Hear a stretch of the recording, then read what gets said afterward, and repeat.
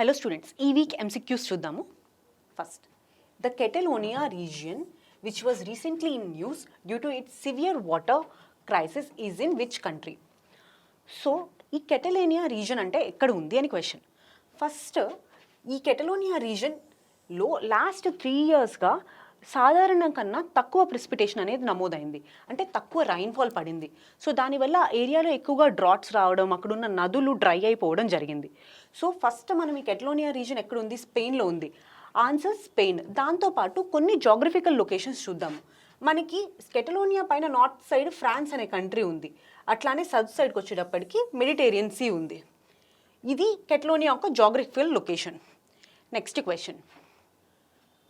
India recently signed Trade and Economic Partnership Agreement with European Free Trade Association.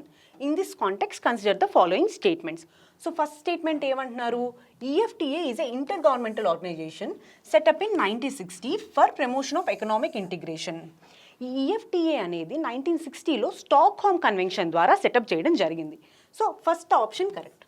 Next చూసినట్టయితే the EFTA has committed to increase the stock of foreign direct investment by $100 billion in India in next 15 years. మనం చూసుకున్నట్టయితే trade and economic partnership agreement TEPA ప్రకారం వాటి యొక్క main aim ఏంటి అంటే around 100 billion foreign direct investment అనేది పెంచాలి, అది కూడా 15 yearsలో పెంచాలనేది వాళ్ళ యొక్క మేజర్ ఎయిమ్. సో సెకండ్ది కూడా correct answer. Both Sweden and Norway are EFTA members. So EFTAలో మొత్తం 4 మెంబర్స్ ఉంటారు: Norway, Iceland, Liechtenstein and Switzerland. So option 3 వచ్చేటప్పటికి రాంగ్ ఆన్సర్. సో ఆన్సర్ ఏంటి? 1 and 2 only. Next question. The golden langur is one of the most endangered primate species in India is mostly found in. Golden langur చాలా important question. Last time UPSCలో కూడా ఒకసారి వచ్చింది. So golden లంగూర్ని distinguish ఎలా చేస్తామంటే దాని యొక్క for. ఈ for golden కలర్లో ఉంటుంది. ఎట్ ద సేమ్ టైం క్లైమేట్ని బేస్ చేసుకొని అండ్ రీజియన్ని బేస్ చేసుకొని వాటి యొక్క ఏజ్ని బేస్ చేసుకొని కూడా ఈ ఫర్ అనేది కలర్ మారుతూ ఉంటుంది. ఇవి ఎక్కువగా ట్రీకి అప్పర్ పార్ట్లో ఉండడం జరుగుతుంది. సో వీటిని లీఫ్ మంకీస్ అని కూడా అంటూ ఉంటారు.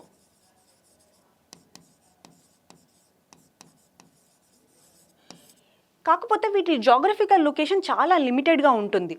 సో నార్త్ సైడ్ చూసుకున్నట్టయితే సదరన్ భూటాన్,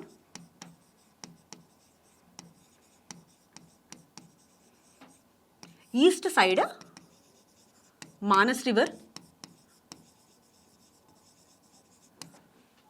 సదరన్ సైడ్ వచ్చేటప్పటికి బ్రహ్మపుత్ర రివర్,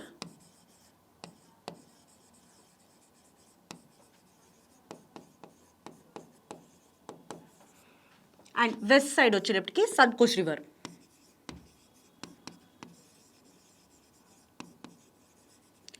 సో ఈ మధ్యలో ఉన్నటువంటి ఏరియాలోనే ఈ గోల్డెన్ లంగూర్స్ ఉండడం జరుగుతుంది. అండ్ వీటి యొక్క కన్జర్వేషన్ స్టేటస్ చూద్దాం మనం. వీటి కన్జర్వేషన్ స్టేటస్ వచ్చేటప్పటికి సైట్స్లో అపెండిక్స్ 1,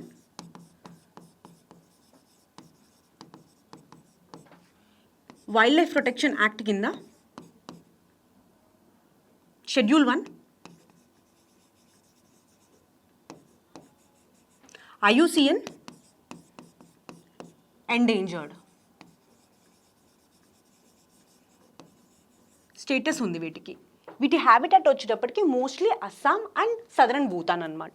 సో ఆన్సర్ వచ్చేటప్పటికి A Assam. Next question. Nearly half of the world's uranium, a metal mainly used in nuclear power plants, was mined from. So మనం చూసుకున్నట్టయితే more than 50% 50% of the uranium Kazakhstan నుంచి mine చేయడం జరుగుతుంది. దాని తర్వాత Canada, Australia ఉన్నప్పటికీ కజకిస్తాన్లో నుంచి హైయెస్ట్ అమౌంట్ ఆఫ్ యురేనియంని మనం మైన్ చేయడం జరుగుతుంది. సో ఆన్సర్ వచ్చేటప్పటికి B. Which of the following countries share land border with Nigeria? So last week around 300 చిల్డ్రన్ని నైజీరియాలో కిడ్నాప్ చేయడం జరిగింది. అండ్ దాంతోపాటు Nigeria Boko Haram, Islamic State లాంటి ఎక్స్ట్రీమిస్ట్ గ్రూప్స్ వల్ల వైలెన్స్కి గురవుతూనే ఉంది. మన UPSC పర్స్పెక్టివ్లో నైజీరియా యొక్క geographical location important. So Nigeria చూసినట్టయితే దాని సరౌండింగ్ కంట్రీస్ అడిగారు మనని. కంట్రీస్ ఏంటి? Benin, Niger, Chad and Cameroon. So answer ఏంటి? Cameroon and Benin. So answer 1 and 3. Next question. Consider the following statement with respect to అగ్ని series. అగ్ని missiles గురించి తెలుసుకోవాలి, ఎందుకంటే లాస్ట్ వీక్ పిఎం మోడీ గారు అనౌన్స్ చేశారు అగ్ని 5 మిసైల్ టెస్ట్ ఫైరింగ్ అనేది సక్సెస్ఫుల్గా జరిగింది అని చెప్పి. సో అగ్ని సిరీస్ అనేది integrated guided missile development project కింద తీసుకురావడం జరిగింది. ఈ ప్రాజెక్ట్ కింద 5 మిసైల్స్ ఉన్నాయి మనకి. దీనికి యాక్రోనిమ్ పాట్నా. పి అంటే పృథ్వీ, ఏ అంటే అగ్ని,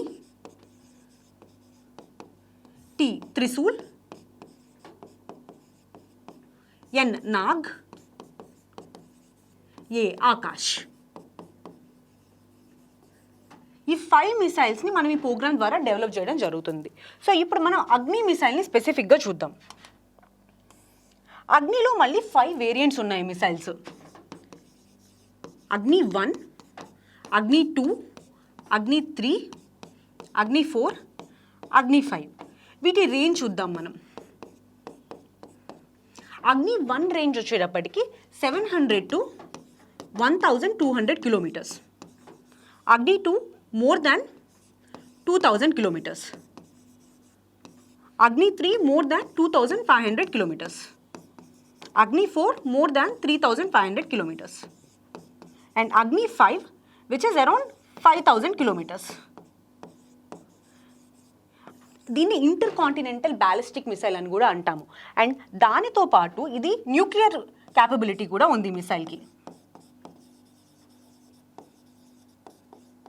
కానీ క్వశ్చన్లో మనకి అగ్ని పి మిసైల్ గురించి అడిగారు. అసలు అగ్ని పి మిసైల్ అంటే ఏంటి? ఈ అగ్ని 1 అండ్ ఈ అగ్ని 2 మోడర్నైజేషన్ చేసి డెవలప్మెంట్ చేసిందే ఈ అగ్ని పి మిసైల్.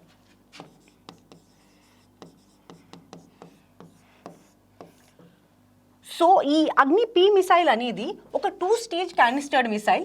ఇది రైల్ అండ్ రోడ్ ఈ 2 ప్లాట్ఫామ్స్ నుంచి లాంచ్ చేయొచ్చు. So answer 1 correct. Next Agni 5 missile with MIRV technology has a capability to deploy multiple warheads at different location from a single missile. So మనం ఇప్పుడు కన్వెన్షనల్గా normal warheads ఎట్లుంటాయో చూద్దాం.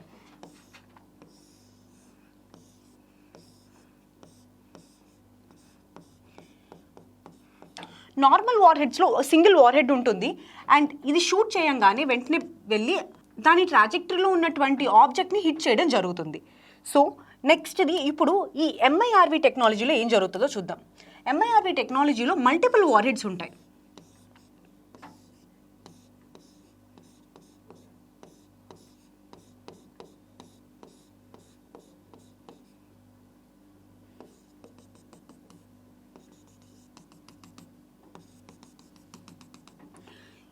MIRV టెక్నాలజీలో multiple warheads single time ఒక్కసారి launch చేయగానే different లొకేషన్లో different ఆబ్జెక్ట్స్ని హిట్ చేయడం జరుగుతుంది. సో ఆన్సర్ 2 సెకండ్ ఆప్షన్ కూడా కరెక్ట్ ఆన్సర్.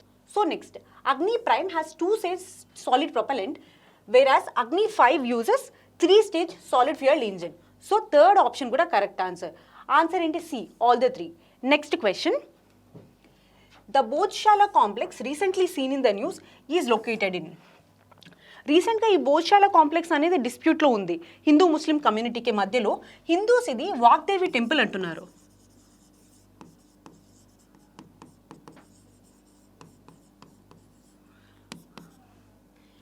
అండ్ ఈ ముస్లిమ్స్ ఇది మాస్క్ అంటున్నారు. సో ఇది ఎక్కడుంది? ఇది మధ్యప్రదేశ్లో ఉన్నటువంటి దార్ డిస్ట్రిక్ట్లో ఉంది. Next question. Which of the following statements correct regards to 1 station 1 product scheme? First option ఏంటి? It is launched by the ministry of railways. ఇది కరెక్టా? And to promote local indigenous products across the railway stations. ఇది vocal for local scheme కింద తీసుకొచ్చారు. So first ఏం చేస్తారంటే ఒక డిస్ట్రిక్ట్లో ఒక ప్రోడక్ట్ని సెలెక్ట్ చేస్తారు. ఫస్ట్ ఒక ప్రోడక్ట్ని సెలెక్ట్ చేసిన తర్వాత గవర్నమెంట్ ఈ ప్రోడక్ట్ ఫార్మేషన్కి కావాల్సిన క్లస్టర్ డెవలప్మెంట్ ఉంటుంది కదా,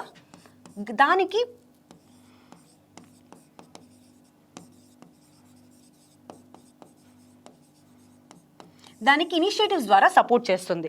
ఈ క్లస్టర్ డెవలప్మెంట్ తర్వాత మార్కెటింగ్ కానీ బ్రాండ్ వాల్యూ క్రియేషన్లో కానీ స్కేలబిలిటీలో కానీ ఆ ప్రోడక్ట్ని నేషనల్ లెవెల్కి తీసుకెళ్లడంలో కానీ గవర్నమెంట్ ఇనిషియేటివ్స్ ఇస్తూ ఉంటుంది. సో దానివల్ల ఆ లోకల్ ఏరియాలో ఎంప్లాయ్మెంట్ అనేది జనరేట్ అవుతుంది.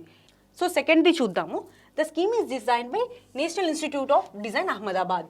ఇండియాలో ఈ స్కీమ్ని డిజైన్ చేసిన వాళ్ళు national institute of design Ahmedabad.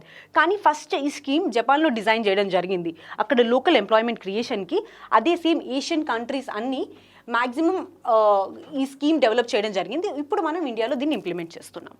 Next question. Many states have ban the use of rhodium B, the food coloring agent, used in cotton candy and gobi Manchurian. Which among the following are industrial uses of it? So rhodium B అనేది ఒక chemical. ఇది carcinogenic chemical and ఇది cancer causing. ఇది తక్కువ క్వాంటిటీస్లో తీసుకున్నా సరే హ్యూమన్స్కి చాలా toxic అవుతుంది. ఈ కెమికల్ని FSSAI ఆల్రెడీ బ్యాన్ చేసింది, ఈ కెమికల్ ఫుడ్లో వాడొద్దు అని చెప్పి. కానీ ఇది కాటన్ క్యాండీస్లో, మనం మంచూరియాస్లో వాడడం చూస్తున్నాము. ఆల్రెడీ గోవా గవర్నమెంట్ కానీ at the same time Pondicherry government కానీ దీన్ని బ్యాన్ చేయడం జరిగింది. సో వాళ్ళు అడుగుతుంది ఏంటి అంటే ఇండస్ట్రియల్ యూజెస్ ఏంటి అని.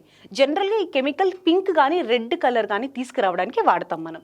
ఇండస్ట్రియల్ యూజెస్ చూసి leather colouring, paper printing and water మెజర్మెంట్లో ట్రేసర్ డై కింద వాడతాము. అండ్ దాంతోపాటు ఎలిసా టెస్ట్లో కూడా వాడతాము. Answer D, all the above. Next question. Consider the following statement with regards to large language models. First ఈ లార్జ్ లాంగ్వేజ్ మోడల్స్ గురించి మనం చూడాలంటే ఏఐ ఏంటో చూడాలి. ఏఐ అంటే ఆర్టిఫిషియల్ ఇంటెలిజెన్స్. ఆర్టిఫిషియల్ ఇంటెలిజెన్స్ ద్వారా మెషిన్ లెర్నింగ్ వస్తుంది, ML అంటాం దాన్ని. ML నుంచి న్యూరల్ నెట్వర్క్స్.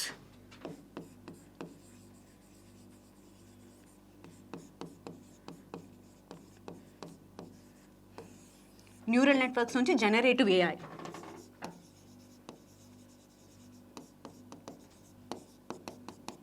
దీని తర్వాత మనకు వచ్చేదే large language model.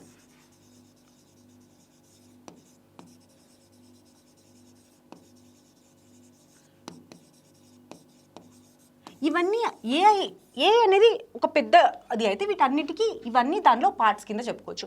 First artificial intelligence అంటే ఏంటి? హిస్టారికల్గా హ్యూమన్ పర్ఫామ్ చేసే activities such as thinking process కానీ, ప్రాబ్లమ్ సాల్వింగ్ కానీ, ఇదంతా ఒక కంప్యూటర్ చేయడాన్ని ఆర్టిఫిషియల్ ఇంటెలిజెన్స్ అంటాం. నెక్స్ట్ మెషిన్ లెర్నింగ్ అంటే ఏంటి? హ్యూమన్ యాక్టివిటీస్ని మెషిన్ రెప్లికేట్ చేయడం, యాక్యురేట్గా రెప్లికేట్ చేయడాన్ని మెషిన్ లెర్నింగ్ అంటాం. Next neural networks. Human thought process ఎట్లా అయితే జరుగుతుందో, ఎలా అయితే హ్యూమన్ ఒక డేటాని పర్సీవ్ చేసుకుంటాడో అట్లానే మెషిన్ సేమ్ విధంగా మనం న్యూరాన్స్ ద్వారా పర్సీవ్ చేస్తున్నట్టు సేమ్ విధంగా మెషిన్ పర్సీవ్ చేయడాన్ని న్యూరల్ నెట్వర్క్స్ అంటాము. ఇది మెషిన్ లెర్నింగ్లో ఇంకొంచెం డీపర్ కాన్సెప్ట్. నెక్స్ట్ చూసుకున్నట్టయితే జనరేటివ్ ఏఐ. ఇప్పుడు ఎలా అయితే సిచ్యువేషన్కి ఒక హ్యూమన్ ఆన్సర్ ఇస్తాడో, ఒక క్వశ్చన్ అడిగినప్పుడు దానికి అనుగుణంగా మనం ఆన్సర్ ఇస్తామో, అట్లానే ఒక క్వశ్చన్ అడిగినప్పుడు దానికి అనుగుణంగా కంటెంట్ ఇస్తుంది చూసారా, అదే జనరేటివ్ ఏఐ.